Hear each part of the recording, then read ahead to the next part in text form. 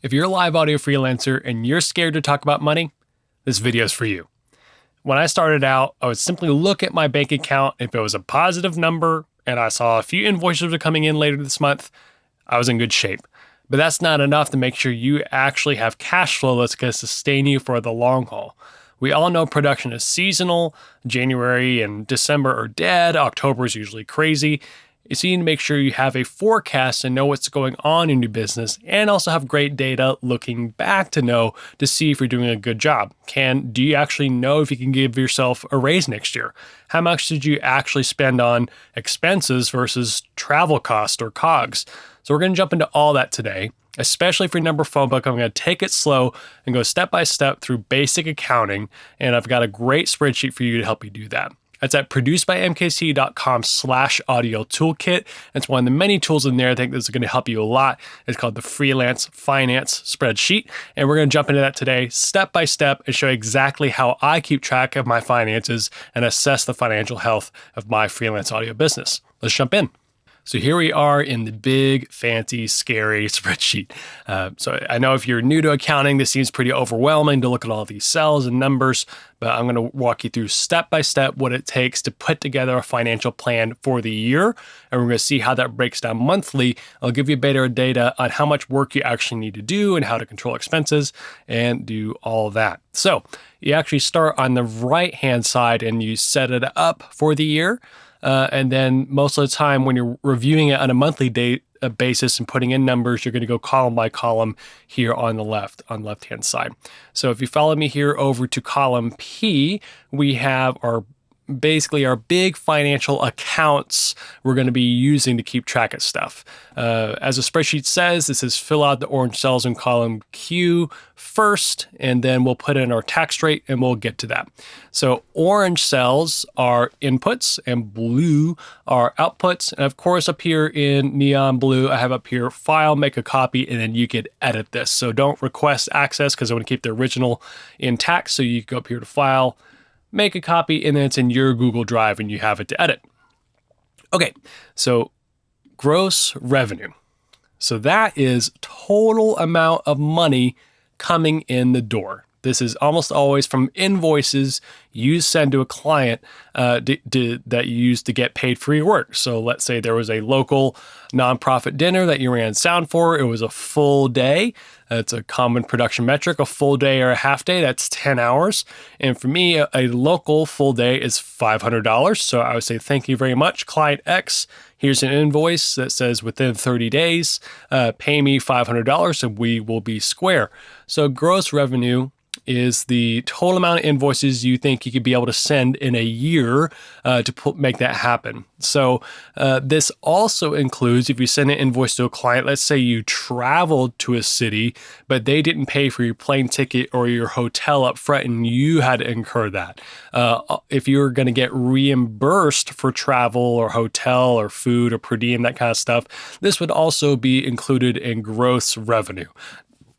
Not all positive income it counts as revenue, but most of stuff that you're going to be encountering as an audio freelancer is going to be. So that was gross revenue, total money coming in the door for work you did or reimbursements for costs you incurred on the client's behalf. So 60,000, if that was all day rates, that would have to be 60,000 divided by 500, that'd be 120 day rates to do in a year to pull that number off, okay?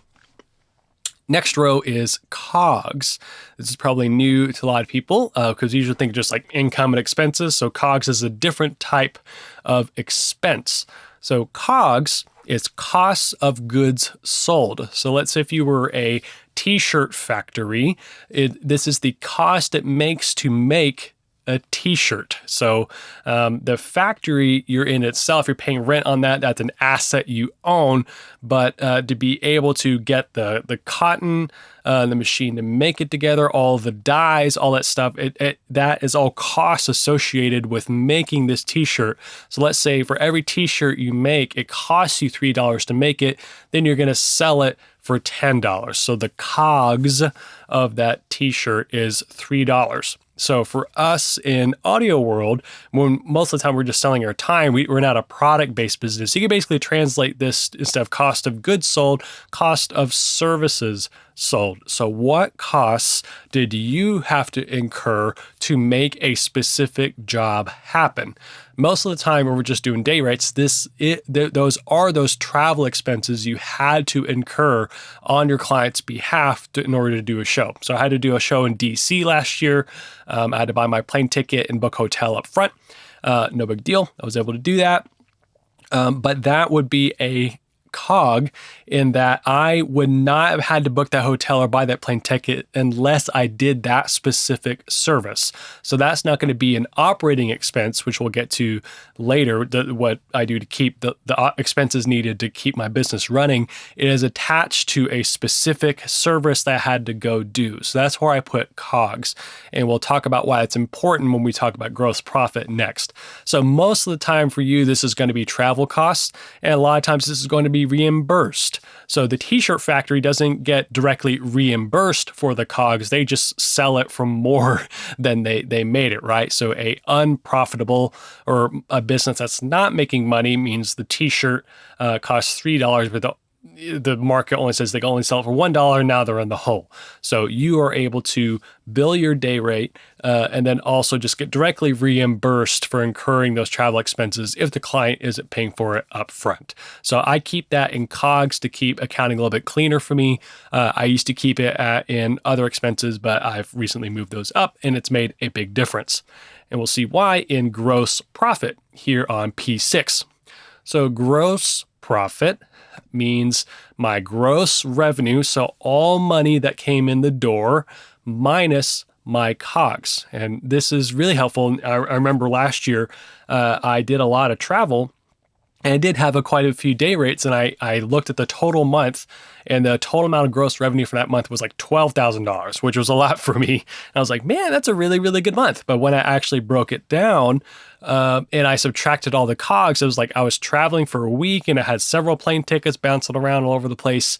That means that about three or 4,000 of it was just in those travel costs or those COGS.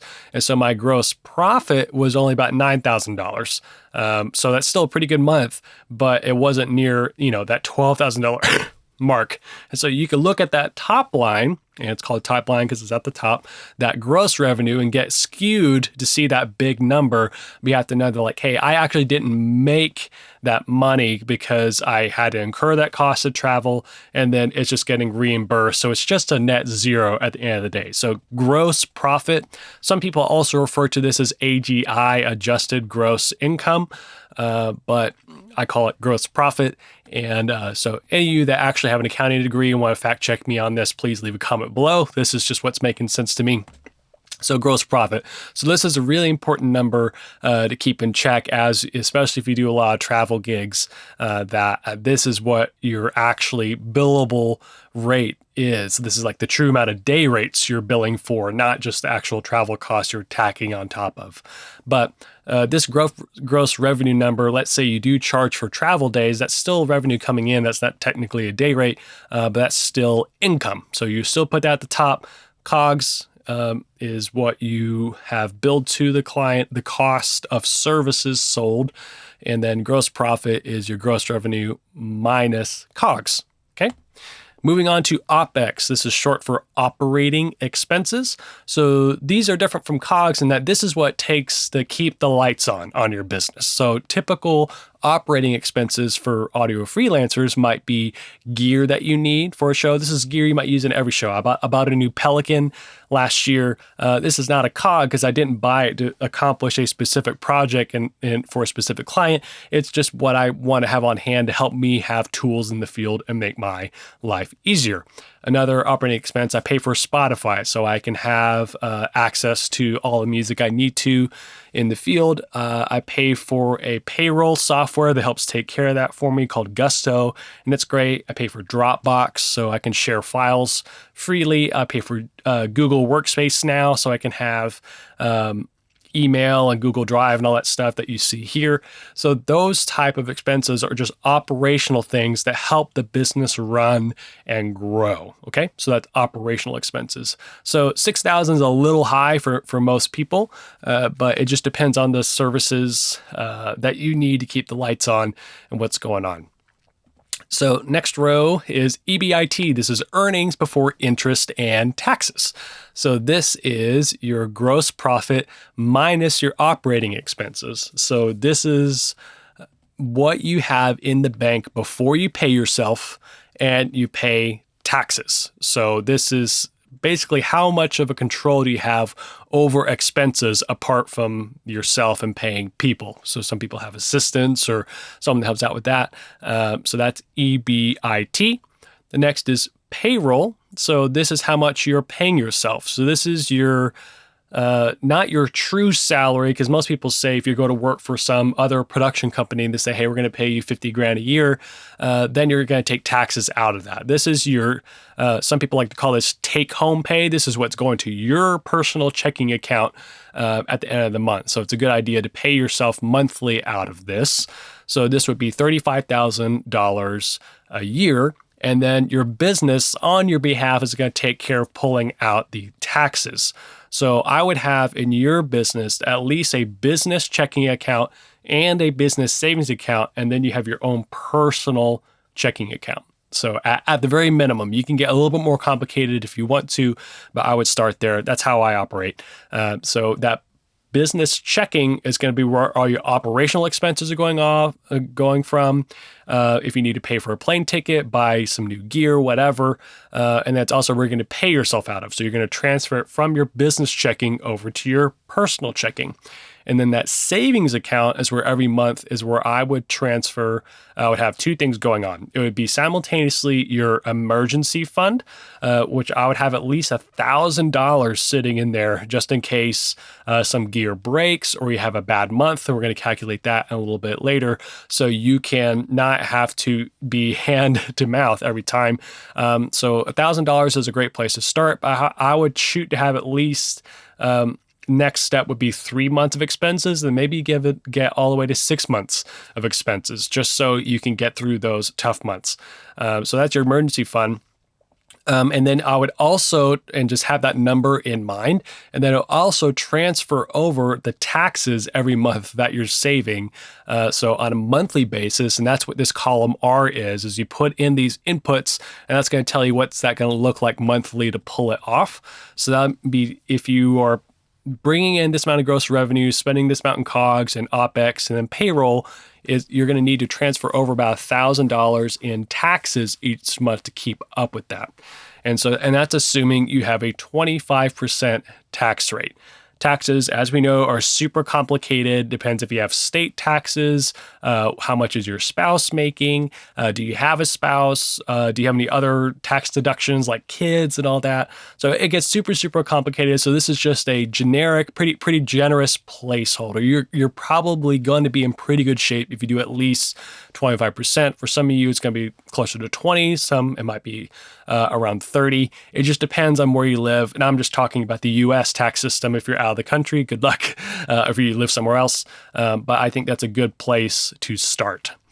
Because what you're going to need to do, if you're not an LLC, if you're just a sole proprietor, you're going to be needing to pay in taxes quarterly through your federal tax system. That's the EFTPS, I think is what it's called. That is a 941 is that tax form. You're going to pay estimated taxes. And so if you have a couple years of data, knowing here's about how much you make, you're going to pay 25% of EBIT in taxes per year. If this all sounds super scary to you, find a CPA locally or online to help you with all this. That's what I had to do. And so I actually pay for a payroll service now that takes care of a lot of that. I additionally have a CPA that helps me out with taxes at the end of the year. Okay, so enough for that complicated tax talk. Just know that you're going to need to set aside 25% of your EBIT aside for taxes and pay that in quarterly. All right. And then at the very bottom is net profit. So gross is meaning all, or top line. Net is what's left, right? And so after, all this money came in the door, paid this for COGS and operating expenses and then payroll, this is what's left in the business at the end of the day. So this is planning on having this sort of cushion and not, if we added this all to payroll, that would be 37,500. That would mean a zero profit. You want a profitable business. You want to be able to grow and reinvest in things. So it's good to have profit. So don't take it all home. And don't spend more than you got, right? So make sure you're keeping track of that and at least have some profit. And this is what's going to look like on a monthly basis to have all of that here for you. Okay, so now let's plug that into what's going to look like on a monthly basis. So I've taken all these same numbers in our projections of what's going to look like monthly to pull that off and put it in here. I want to draw your attention to row 12, and this is Q distribution. That's short in my brain for quarterly distribution. I read a fantastic book by Machalowicz called Profit First. He thinks that you should always be profitable, and that means managing your own paycheck and expenses really, really well. And I agree with him. Under the pandemic, he's like, if there's not work to do, how you can be profitable, there's ways to manage that. But one of the key things I took away from him is that you, as the owner of your company, should get a pat on the back for being profitable. So he says every quarter, look at your total profit. And then this formula I have going here says, here's 50% of profit. And then go ahead and pay that to yourself as the owner as a pat on the back. That's a really great thing to do and an incentive to be profitable, to be able to draw that out into your own personal bank account as a thank you. So that is what's going on there. Okay, so if we have this first month here, exactly as the rule book or this monthly target we have breaks down, let's say we have a bad month in February. We only have 2,500 in day rates, and then we kept our COGS low since we didn't travel. So our gross profit's 2,500, but we still had, we cut some services we didn't need. So we had 250 in OPEX. Our earnings before interest and taxes now are 2,250, but I still need to pay myself 2,917 to make rent and pay for everything. That means we're in the whole 1,230 for that month. So we are not profitable at this point. And then on this column N, we have for total profit for what's going on is minus, so we're in the hole 1,021, which isn't great. But the good thing is, since you have an emergency fund, you're able to draw out of that and still make your own paycheck. So having everything line up where everything is exactly just as it's needed to go on a monthly basis isn't good. So that's why it's important to have that cushion of emergency fund. So $1,000 would be able to not quite cover it, but get you super close. So you would only have to eat $21. But that's why it's great to have 3 to 6 months of expenses. But the great thing is, let's say in March, you had a fantastic month. So you had a ton of day rates and you were able to do 8,000 in revenue. So that's 8,000 divided by 500. That's 16 day rates, which again, 16 out of 30 days in a month isn't crazy. So that's very doable. You had to travel a little bit. So let's call that 750 in COGS. Operating expenses, you still eliminated some stuff you didn't need, so it was just 250, and you still took home 2,917. You're not getting big eyes seeing you just made a whole bunch of money. You're keeping a consistent paycheck, and then you had a really profitable month, which is great. So that's $2,333, and now you're profitable for the quarter. And go ahead and give yourself a pat on the back, and you get $656 out of that, and you are total in the black, $1,312 for that. So this is a great way to keep going every month, putting in these numbers. And it's great to have some sort of accounting software working alongside you, like QuickBooks or FreshBooks or Wave, whatever you want to use to be able to categorize these transactions. But this always helps me give a big picture view of what's going on. Am I profitable? Am I spending a whole lot in travel? I can always look at my COGS and then go back to the invoices I sent. Like, did I actually get paid back for all those travel expenses that I submitted? Again, COGS doesn't always mean travel expenses. It's just what it means for me a lot of times as a freelancer who's traveling and mixing gigs. So I hope this is all making sense to you. We stepped through a lot of information. This is a lot of accounting terms, but please go get this spreadsheet at producebaymkc.com/audio toolkit. I also got a link for you below. It's got other spreadsheets and stuff on EQ and console presets. Please go check that out. My name is Michael Curtis. I love helping you sound better and build a career in audio, and no one seems to like to talk about money. So I want to talk about that here and show you how I think about finance for my own business. And I want to let you know below, you let me know below what has been tripping you up the most with money in your freelance business. Is it figuring out how to forecast, or is there just simply not enough coming in the door? Or you're just feeling really not hopeful about building a career in audio? Are you not sure about taxes or how much to set aside? Please let me know below. I would love to hear from you, and I'll catch you in the next one. Thanks.